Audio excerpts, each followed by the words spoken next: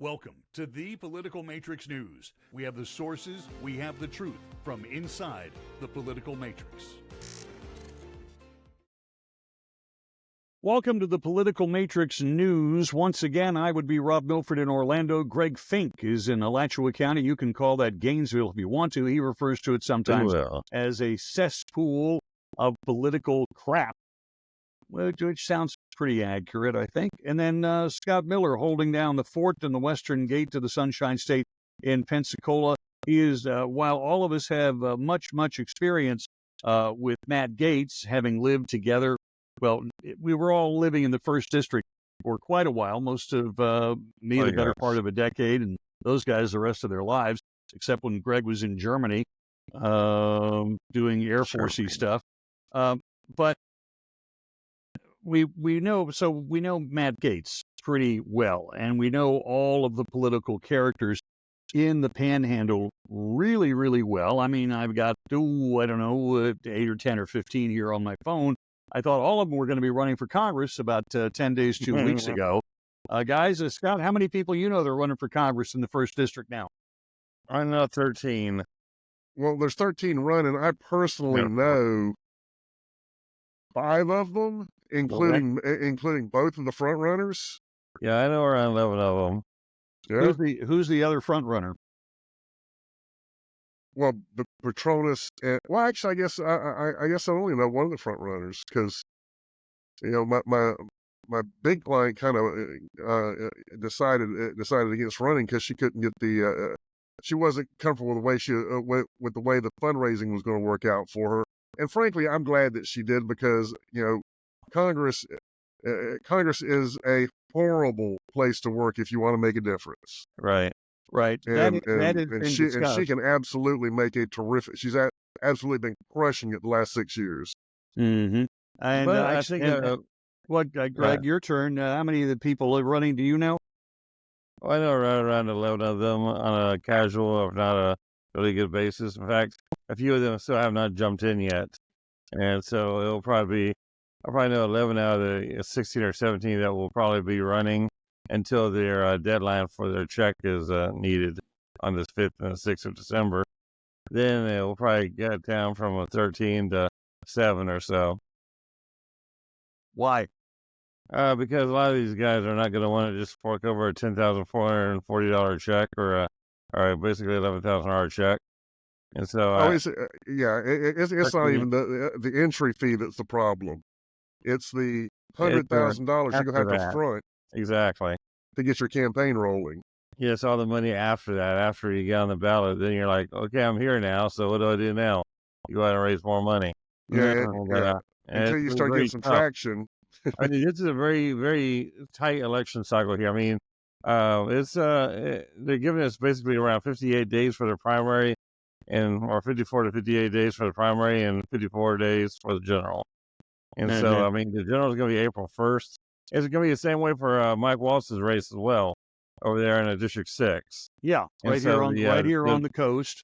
Exactly. So the primary is January 28th, and absentee ballots go out for the primary, which over here in the Panhandle, and probably down there in District 6, where the majority of the election is going to be held anyway, and it's going to be decided. But you have all the Christmas mail going out, and all the Christmas packages going out that these little political mailers are going to get stuck in the throwaway thing. Like, Christmas card, here, throw it away. Yeah, throw it away. You drop them in the mailbox on the 26th, okay? I can't imagine. I mean, how many? Okay, well, the primary is the 15th. That's the thing. The primary is it's the 28th. Yeah, absentee mailers go out on the 15th of January. On the 15th of December. The 15th of December come on, that's crap. That's crap. Okay, what's not crap is that the military ballots go out December 15th for the military overseas ballots, and domestic ballots go out on December 19th. And so usually the way direct mail works is you want to have your mail hit the same time the absentees hits. And so absentee ballots are going to be getting stuck in the Christmas mail. Scott's nodding. Scott. I agree. I agree with everything Greg's saying. I mean, you have to start getting the biggest challenge these guys got is because, and I've been through this kind of campaign myself. The campaign that I ran for for state representative in Right. was an abbreviated campaign just like this During the holidays. during the holidays because they were trying to get someone seated before session started, and it was an uphill battle. And if you didn't have some name recognition, then you weren't going to win. And ultimately, the guy that did wind up winning had literally just wrapped up a state senate campaign. And who was So that? basically, the way to look at it is look at a Whoa, lot of whoa, I texting. want to know who won. Don't leave me hanging, Holmes. Mike Hill. Okay, got it. Mike Hill. Well, Well, texting is going to be their primary method right now because texting is going to be the only thing that's going to cut through everything as far as getting out the vote and getting your name out there. Because emails, everybody's going to be too passive on the emails, so that's not going to really work. Right? So Okay. you're going to have 11 candidates, 12 candidates blowing up your phone like crazy here, as if it wasn't being blown up enough for the last 6 months. And Okay. so Go that's ahead. what they have Okay. to look forward to Okay. for the primary. Hold on. Now, when I say okay, that kind of means like, let me take another step. Tell Sure. everybody how you are going to do that for whatever campaign hires you. You're not going to sit there on your phone, beep, beep, beep, beep, Oh, beep, beep, no. beep, copy, paste. I mean, you're not going to do that. How's it going to go? How do you Well, get the phone numbers and everything else? Is that part of my registration? Well, yes, actually, all the information is all public domain. It's all public information if you have opted in to providing your phone number and your email to the elections office. And also, we have other databases where we can scrub and find your phone number. We actually have Trump's phone number, which is kind of funny. And we have a number that someone who knows Trump will answer. exactly. And so, I mean, it's very interesting. There's all kinds of databases out there that you can do that. And if anybody wants to know more detail, you can always email us or contact us. And for a wonderful fee, we'll go ahead and tell them exactly how to do it. Exactly. Yeah. How long does it take? We can actually text message 100,000 people in an hour. Okay. And what does that cost? Around 5 cents a name. Okay. 5 to 6 cents a name. Depending if there's an image or not. We can also do embedded videos, which is really cool. Right now with the fundraising, fundraising is really taking off really good if you have an embedded HD video in there in your text messaging. Right. Instead of just words, because people get tired of all the heavy word copy and everything.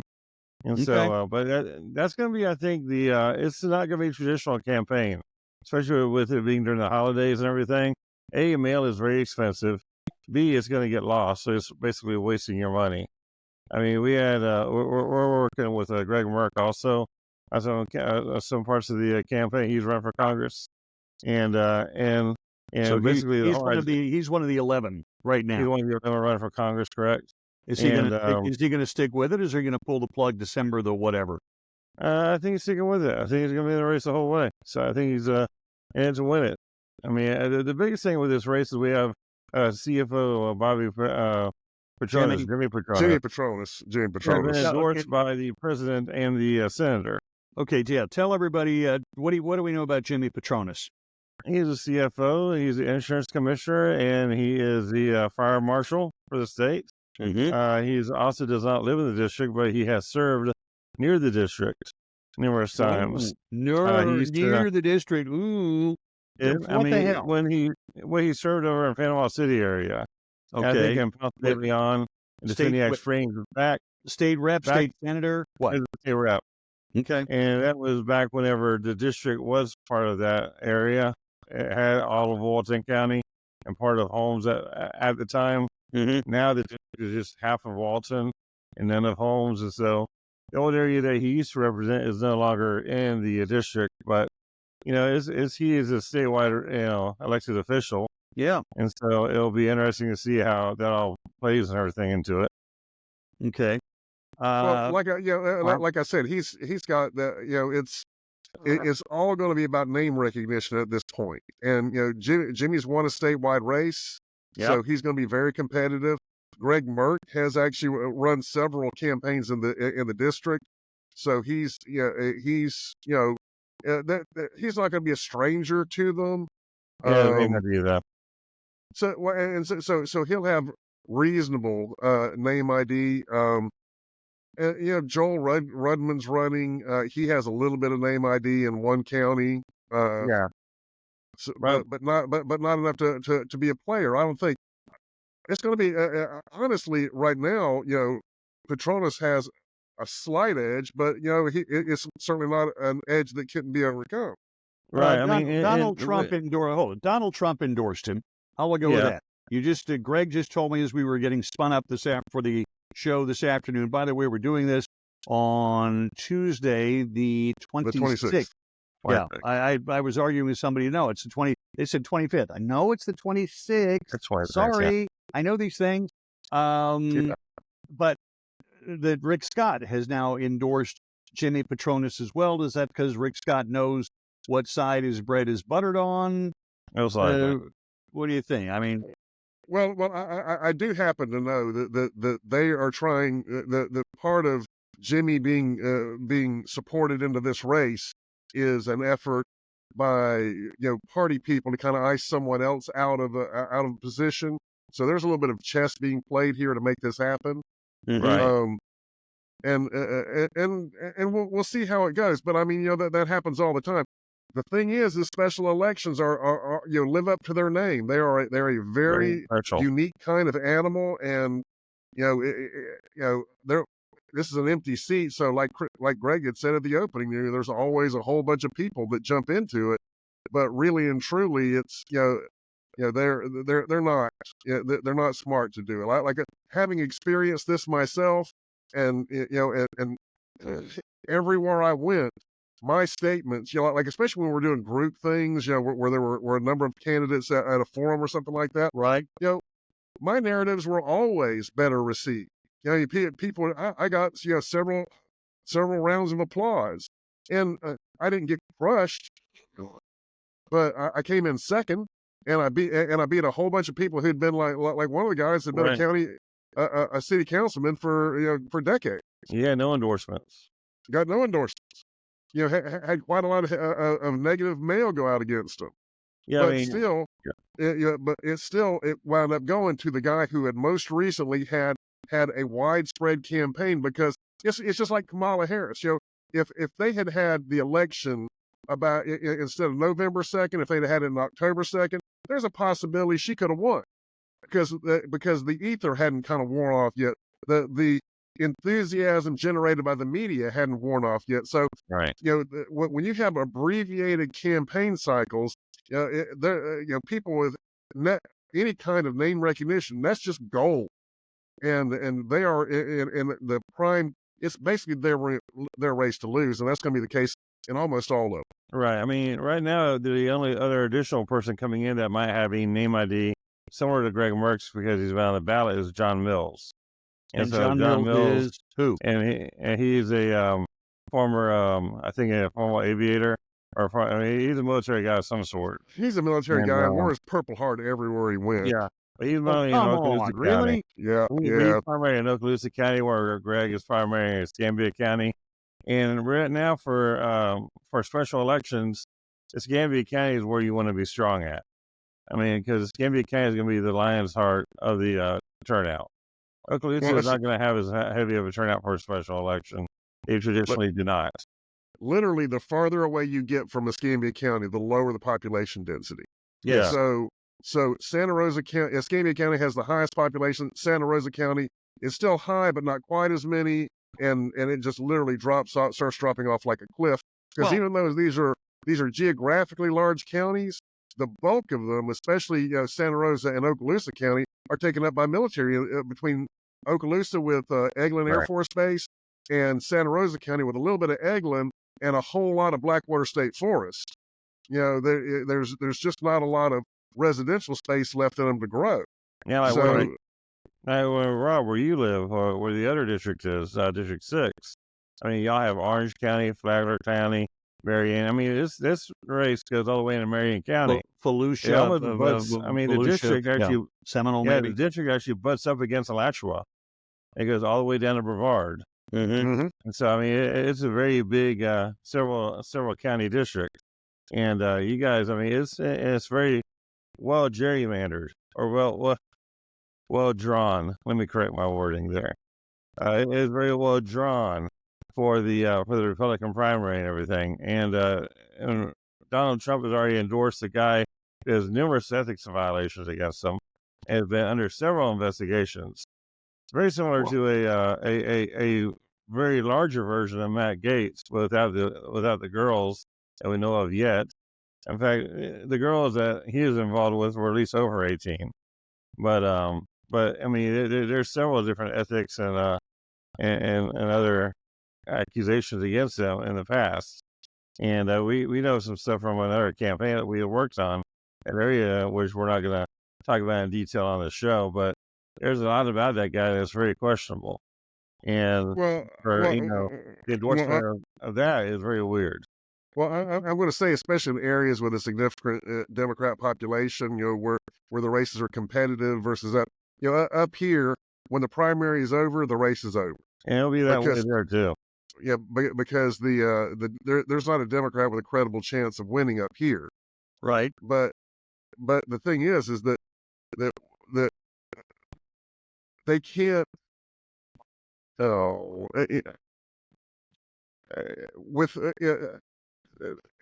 can't just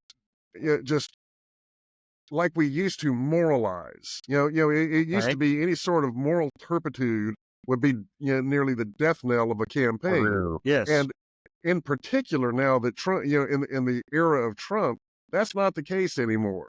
Even if it's true, exactly. that was kind of that's the part that the Democrats never got about all the trashing of Matt Gaetz, is that people don't, they could make possibly a little bit of hay about actual violations of the law if they could prove them.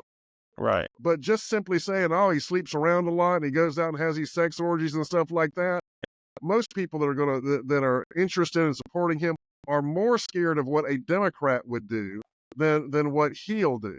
An orgy. Well, it's literally the specific reason that the evangelicals support Trump. This is a mystery to the Democrats because they were used to being able to just toss someone under the moral bus and be done with it. And now they do the same thing with Trump. They're like, and the voters like, whatever, because they're not supporting him because he's a paragon of virtue. They're supporting him because he will defend them. They feel like he will defend them, and they know for a fact the Democrats won't. So that they know where their bread's buttered. Okay, I got that. So the lead candidate in District 6, which is Daytona Beach and New Smyrna, a lot of Volusia County, DeLand, Deltona, DeLand, Orange City, Eustis, but not Leesburg. And you're right. I think the line goes all the way to I-75, but that does not include Ocala. Go figure, right? So that's really interesting. Moral turpitude. I'm going to write that one down. So I have a lot of these people fine over there. All right, a lot of so that $10,000 you got to you said the entry fee $11,000. So that check's got to be cut by the end of the first week of December. 10 days from now, basically, right? Yep. And then the ballot has to be printed then? Correct. The ballot is noon December 6th is the final day, so then the ballots will be printed 3 days after that. In fact, we actually are good friends with the guys who are printing all the ballots, so I know exactly what's going to be printed. And so it's going to be a very quick race. I mean, because the absentees go out, and then early voting starts in January, and the primary is the 28th, and then we got April Fool's Day for the general. Yep. Yeah. Voter fraud day for Democrat. April Fool's, voter fraud, either way. Yeah. Actually, can be the same thing. Okay, so that brings us conveniently to the cabinet of the incoming president and the administration, as he keeps naming people, one person after another, after another. It seems like without Florida, the president would be hard-pressed to fill his cabinet. He wouldn't have anybody. There'd be half the cabinet would be gone.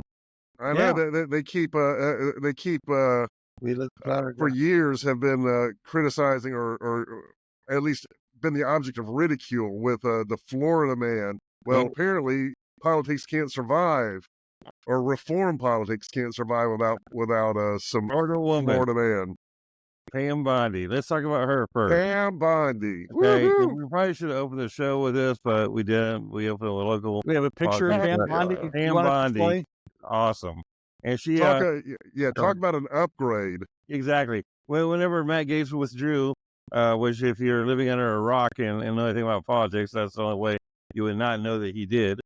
And Pam Bondi was immediately replaced with him, and we're very sure it probably came from Susie Wiles. It was most likely had a lot of input in it since she was actually partners at Ballot, partners with Pam Bondi at the same lobbying firm before. And so they have a lot of relationships together. Pam Bondi was a very good lawyer for Donald Trump during the 2020 election issues and the all the ballot issues and everything else, and challenging all that. She's also very good lawyer without being overly political. She crosses the lines very well. She just worries about the law. I mean, that's the whole thing, and that she's not worried about the political taste of the law, but the law being right. And so she's going to be very good. Yeah, the first time I met her was on the steps of the U.S. courthouse in Pensacola. Yep. When Bill McCollum was coming, when she was the incoming AG and Bill McCollum was the outgoing AG, and he was there to file the Obamacare lawsuit. Exactly, she's there to carry it on. What's interesting to me is like after the whole BP disaster, we had they were having this thing that they have, it's been an ongoing tradition, has nothing to do with BP. They just will occasionally get the executive, what are they? I guess the statewide constitutional officers, and they'll have this thing called Capital for a Day in various county commission offices around the state to kind of spread it around. Right. And I was sitting in an audience there waiting to talk to Adam Putnam, who was the ag commissioner at the time, and I happened to look up when she was looking in my direction, and she waved, and I'm like looking over my shoulder like, who the hell is she waving at? And because I'd only met her one time for about 20 minutes maybe, and when the whole meeting was over, I go down to talk to Adam Putnam, and she beelines it straight over to me and asked me House Senator Evers, he was who I'd introduced her to that day, and just chit chatting with me, and I'm like, and I'm just acting at that point like, well, of course I knew you were waving at me, of course. You're just trying to play it cool. She's pretty easy on the eyes. Now, of course, she will be the third female attorney general. I think when we say first, we're referring to the first Republican female attorney general, because Janet Reno or her twin brother, one or the other, was the first under the Clinton regime. And then Florida. And Loretta Lynch, Lynch. Under Obama. And where's she from? No idea. Don't care. It's Obama. Probably Chicago. It was Obama. Yeah, that would be about right. So that, and now, so Pam will be coming in. We have got the 6th District Congressman Michael Walz as National Security Advisor, Marco as Secretary of State.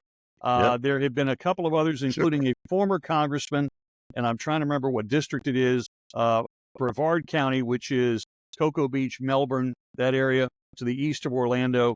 Going to be it's not the Surgeon General, the head of the CDC. Okay. It's David Weldon. Dr. Dave Weldon. It's not like, let's be real honest. He's a real doctor, and he's a very good real doctor talk. He's a very good choice. And he's not political, so no, he's not. He just there. So that's cool, and that's a slew of people, and there were plenty of others. Somebody was I saw on Breitbart today was going, oh my God,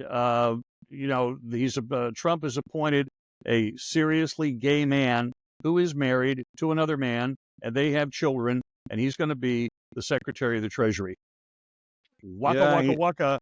Guess what? I got your gay Secretary of Transportation. I'll see you that and raise you as Secretary of the Treasury, one of the senior cabinet posts. But he also worked for George Soros, which is actually one of the bigger issues. He's a finance guy for Soros, which is actually one of the more controversial parts of his tenure. And Well, I mean that is a concern, but here's the thing that I'll say as far as Trump goes. He has promised this time that when they step out of line, they are fired. I mean, he is a dedicated Democrat, and Trump put him there knowing that. And so, I mean, that being said, I mean, there's nobody bullshitting anybody, so that's a good thing about it. And so, the biggest thing is he going to carry the agenda or not of, lowering the taxes, keeping the tax cuts low. I mean, I think, Soros, as much as people don't like him, he does know how to make money. And he is very good at making money. He's very good at being wealthy and getting wealthier all the time. Mm-hmm. So he obviously has pretty smart people around him. No, so this is obviously one of those gay he's not a gay activist, which is a good thing. So that's also very good. Okay, so I got a message today. Let's find out where this went here. And good morning. What do you think about the cabinet picks? Okay, totally out of the blue. Someone I hadn't heard from in a year or two. And I said, the cabinet, for me, mixed bag. I mean, Treasury, most senior gay guy ever. Well, Democrats can't complain about that, right? No. Pam Bondi, first female attorney general, Republican. I thought Trump was homophobic. What? Oh, no. Oh, well, obviously it didn't matter, or Susie said, you will hire this guy. I said, honestly, and I do not dislike Pete Hegseth, but at 44-ish years old, I think he's a bit on the young side. And while he is absolutely a warrior, 2 tours in combat zones, and did everything that you're supposed to do as an infantry officer, no quarrel with that at all. What I do have a problem with is apparently his personal behavior keeps coming into question. And you go, wow, is that the best example you want? What, you're shaking your head. Not for the military. Go ahead. The military needs to be a little bit above that because we already have a problem with that already. Well, the thing is the deeper you go into that little accusation of his, the less there is, and I don't think there's a whole lot to it, and frankly, I mean, it's just like it's like the Supreme Court picks. It's basically anyone they can get anyone to say anything even minorly, negative. They'll blow up into the defining characteristic of this thing. And the bottom line is that when the cops interviewed this woman, they had they felt like she lacked credibility. So I'm sure we're going to see her. Actually, you know what? Maybe we'll see her. Maybe we won't. If she doesn't come in I suspect that I don't think that she's going to show for the hearings. I mean, if she doesn't show for the hearings, it's over. They said the same thing about the people that were attacking Gaetz, that they have credibility. Just because people don't have credibility doesn't mean they're not telling the truth. It just means but but you got to understand the credibility that they're talking about, because there are several inconsistencies in her story when you read about her story. Right. Okay. So it's a little hard to get there for me to get there. And Grant, and I'm going to admit that I like Pete. I think he's personally, I think that what we need in all of these federal agencies, including the Defense Department, maybe particularly in the Defense Department, having someone who's gone through the ranks to get to a flag position, not necessarily a good thing. That just means that they're steeped in the culture. And what we need badly is a change in the culture. Right. Okay. The only thing I thought going backwards is that Hegseth, Secretary of the Army, Senator Tom Cotton, also another decorated combat veteran, for SecDef. That was my agree, thought. But man, there's only so many of these guys we can poach. Okay, Cotton would be great. I mean, Kanye. Cotton. I agree. Cotton would be great. And then my last point was the Musk Ramaswamy package holds the most positive promise for the nation. Greg is shaking his head. I agree. If you want change, buddy boy, they're going to give it to you. And the pink slips, we're going to run out of pink paper. Let me tell you a crazy story that just surfaced for me, and it's a personal experience. Maybe it has nothing at all to do with this, but at my project, we're having some work done on a retaining wall. And the guys that do that would also build seawalls from whom they have to get clearance from the U.S. Army Corps of Engineers. Right. All right. This guy had some permit applications out that he'd been waiting on for a year. And then as soon as Trump got elected, every single one of them got delivered to him within a week. Coincidence? Maybe. Maybe. But yeah. it sure is interesting timing for people who are looking to say, "Oh, we're not screwing around. No. We do our job." They're cutting the red tape is what they're doing. It's going to get like red tape way. You think it's a snowstorm? It's going to be red tape, flying everywhere. Yeah, maybe the Army Corps of Engineers was practicing to work at the VA, because while things did pick up, and Greg knows, since he is a veteran and he is used the VA healthcare system, he can tell you that it did get better under Trump and did not get better under Biden. Exactly, right? Totally. It's a total night and day between Trump and Biden. Biden, it's been good, but it's been very hard to get anything out of people. Right. With Trump, it was great, and almost everybody I talked to in the VA voted for Trump. They cannot wait to have their leader back again, as they put it. Okay. It's almost like they had a mandate to do their job under Trump, but not so much under Biden. No pressure. Biden was giving them pay decreases over Biden increasing didn't fire hours. Anybody, that's Yeah, right. So that was it. I think we'll wrap this session up. This is the Political Matrix News. We now have not one, but two size of the Political Matrix News stainless steel thermal tumblers, guaranteed to keep ice in there for, I don't know, at least till your soda runs out and then some. And only $24.95 cash, check, money order, baby chicks, baby ducks, depending on what you want to send us. Just get us right a hold at the Political Matrix News. Is that a .com or a .org or a .gov? Which is it? .com. Okay. PoliticalMatrixNews.com, delivered to you personally by Greg Fink, since he doesn't have a lot to do during the day. On behalf of Greg and Scott Miller, I'm Rob Milford. This is the Political Matrix News. Thanks for joining us.